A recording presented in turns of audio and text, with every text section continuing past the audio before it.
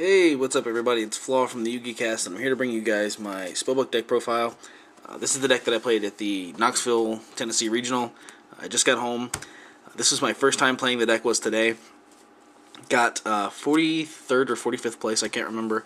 Went X3. There was two games where I should have won and I didn't. I drew a really unplayable game 3 against Black Wings round 5 or 6. And then round 9 against Evil Swarm, I just didn't get to play Yu-Gi-Oh! He opened just perfectly both games, and I wasn't able to do anything. It was really unfortunate, but that's not really the point of this video. This is the deck that I played. I really like this deck. This was, like I said, the first time I played it. Never even played it at locals.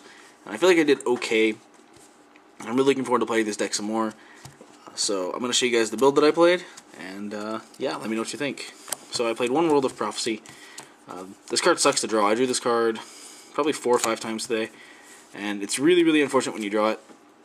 But I played the 3 Phoenix Wings to get rid of it. Lifed it back. Just resolving this card means you win. Every single time I resolved, even his first effect to get 2 cards back, I won. I nuked the board 3 times today.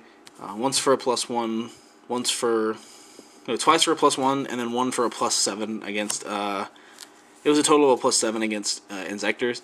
It was round 8. He sets a monster, sets 4 back row, and I Temperance Secrets mastered, and then brought this guy out, and added those 2 back to my hand, nuked the board, and then made a Crescent's play. It was really cool. So this guy just, if you resolve this, you should never lose. So you kind of have to play it. The 2 High Priestess, I didn't draw these very often today. The few times that I did draw them, they were never really, they weren't dead, but they were never really live. There would be times when I'd have 1 or 2 books in hand. I'm just like hoping for the 3rd. I played a Fire King's guy around 7, and I had Double Priestess in hand. I top decked the 3rd book that I needed to summon both of them, and punched for game that way. 3 Magicians, that's pretty standard. 3 Temperance, sorry, because it's a Lone Fire Blossom for your boss monsters. What's not to love about that? And then I main deck 3 Maxi. This card really just kind of makes up for the fact that you have to go second sometimes. I lost more dice rolls than I won. So, this got sided out most games, at least all 3 copies, because I was playing stuff like Black Wings. I'd sided out a copy against Mermail. I sided it out against Insector. I sided it out against Noble Knights, stuff like that. I played a lot of really weird decks. I didn't get to play any Dragons or any Mirror matches.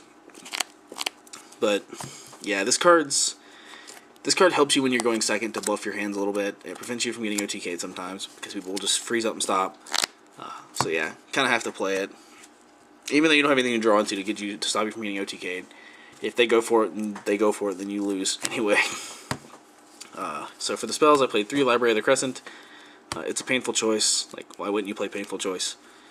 3 Secrets. This card's really awesome. You know, staple stuff. Best card in the deck, 2 Spellbook of Fate, followed by 2 Spellbook of Eternity. You can do some really cool tricks with Eternity and this card, Spellbook of the Master, to just loop the same resources for the same fates over and over again, which just helps keep you in the game and keep you alive without wasting the stuff that you need later on in the game. 2 Spellbook Towers. It's a +1 every turn. 1 power. This card's awesome. Like, makes stuff that Lynn brings out mistiming, like Pike and Turge. Forces them to bring out cards that they don't want to, so that you can deal with it with Fate and Mirror Force and Bottomless. Well, not Bottomless, but all that kind of stuff. I punched over a Lindy with this to get a guy to bring out a lead, and then he had 1 card in hand, and then I end phase Phoenix Winged the lead back to the top of his deck, so he's drawing lead with 1 card in hand already. You can do some cool stuff with this card, particularly in the Mermail matchup. So I really like this card.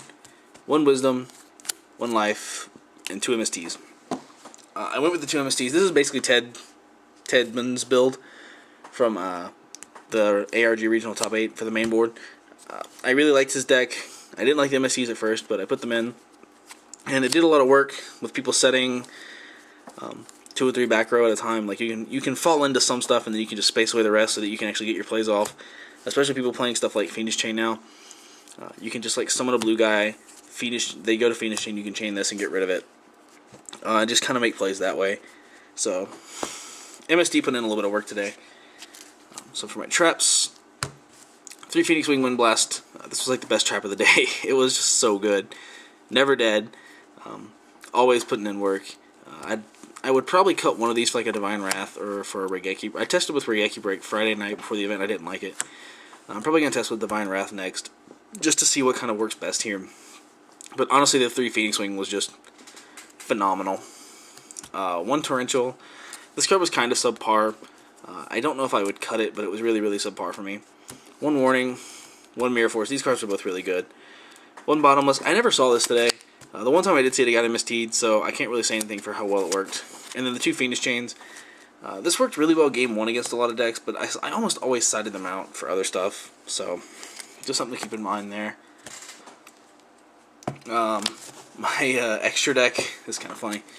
I played one. I didn't even play a full extra deck. I played 1 Shining Elf, 1 Master of Blades, 1 number 11 Big Eye, 1 Zen Mains, 1 Herald of Pure Light, which I never made, 1 Gachi Gachi, 1 Daigusto Phoenix, which I actually used to kind of OTK somebody. I played against a guy.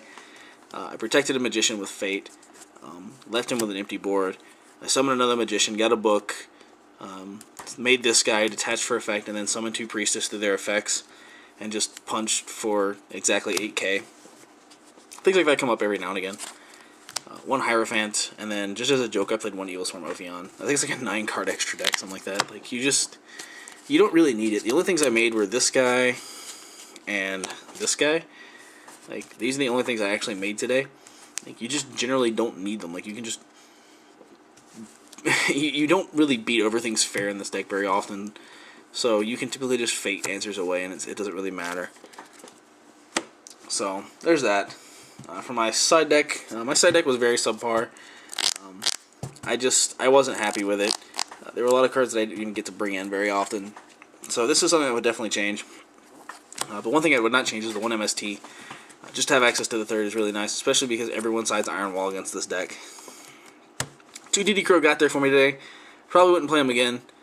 But because I played so many Black Wings and I played the Inzektor matchup, this card just put in a lot of work today.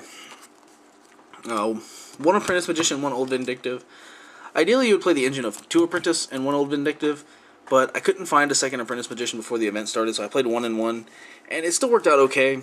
I really wish I had the 2nd Apprentice, but that just is what it is. Triple Mind Crush. This card did absolutely nothing for me today. I Mind Crushed a Megalo, a Kalute, and a Barong. Yeah, that's it. Those are the only 3 cards that I Mind Crushed today. It wasn't very good for me. I would probably, if I were to play this, I'd probably cut it to 1 or 2. I would not play it at 3 again. Triple Needle Sealing, because Needle Sealing. This card wins against Mermail and Infernity, and a bunch of other decks. I only brought it in against Mermail, and I won because of it.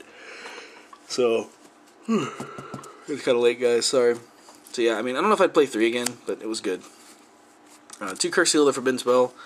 This was for the mirror match, and then I didn't play any mirror matches, but I did play against Herald of Perfection round 5, I think. And I was really upset that I played against Herald of Perfection. I did not want to play that deck. Game 3, Game 1 I won because of Tower. Game 3 I won because of this.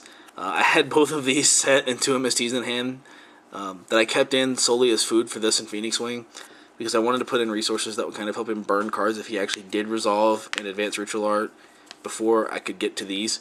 But I opened with both of these. I set them both, and he goes Advance Ritual Art, and I'm like, Cursed Seal. And he's like, oh, that sucks. Dawn. Cursed Seal. And I won because he couldn't summon Herald. It was pretty cool. I was really happy with that. And then finally, 2 Rivalry of the Warlords. This did not come in near as often as it probably should have. I didn't bring it in against Mermail. I just didn't feel like it was that great against it. I realize now that that was a mistake. I should have been siding this against Mermail. I did side against Evil Swarm. It didn't matter because he had DNA Surgery and Iron Wall. He had like every side deck answer he side decked for me, he drew. There was nothing I could do about it. I didn't even get to play Yu-Gi-Oh! Against the guy. But I would definitely keep this in it too. This is just way too good not to play against so many decks. So, there you have it, guys. That's the deck, main, extra, and side. Hope you guys have enjoyed. I'll be typing up a tournament report, and once it's up, I will post a link to it in the description. Let me know what you think, and I will see you guys next time. Peace, guys.